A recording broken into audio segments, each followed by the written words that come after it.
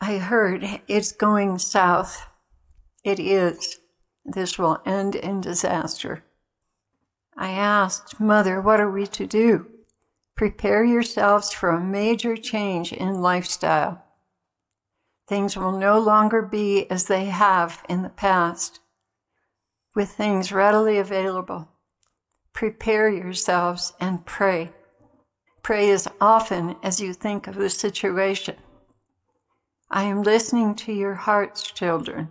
I am seeing in you a shift of consciousness from everyday life to an awareness that things will not go on this way much longer.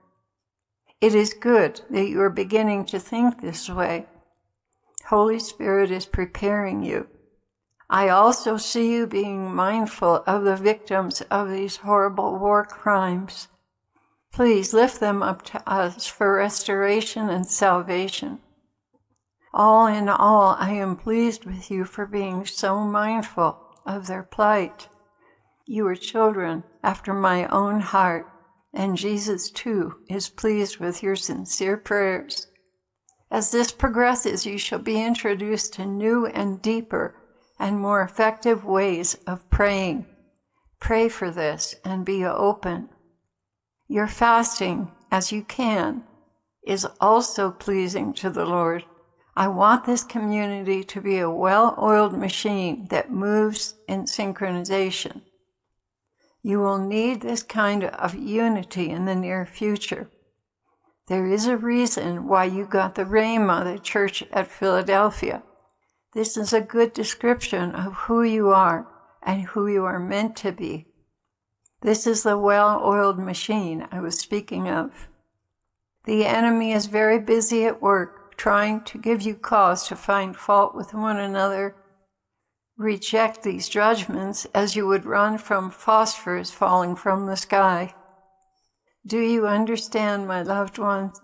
This is being done deliberately by Satan to cause disunity so that you don't cooperate with each other and you become a community of people living together but not breathing and working with one heart and mind, rather walking around with hidden resentments. Please be extremely on the alert for little jabs of judgment towards one another and renew your helmet and categorically push those thoughts away. Truly, they are toxic. Once they enter your mind, these seeds continue moving downward into your heart. Once in your heart, they begin to root and grow branches. And before you know it, your peace is gone and you are focusing on the faults of others. Trouble all around you. After you do this, the enemy continues to fertilize those roots in your heart and begins to cause trouble all around you because you've abandoned the door of charity and are busy judging. Beloved ones, brotherly love is the very blood of this community. Keep this blood pure and refuse to admit the toxic germs and viruses of criticism which breed contempt and rebellion in your attitude. I will help you with this if you call on me. Indeed, I do help you with this, but it would be good for you to call on me. Little children, love one another as we have loved you, and work hard to preserve brotherly love, not only on your surface attitude, but deep inside your hearts. Make excuses for one another and recall your own failures. This should suffice to stop malicious fiery darts from the enemy. Be an example to the world because the Lord said they will recognize that you belong to Him by your love for one another.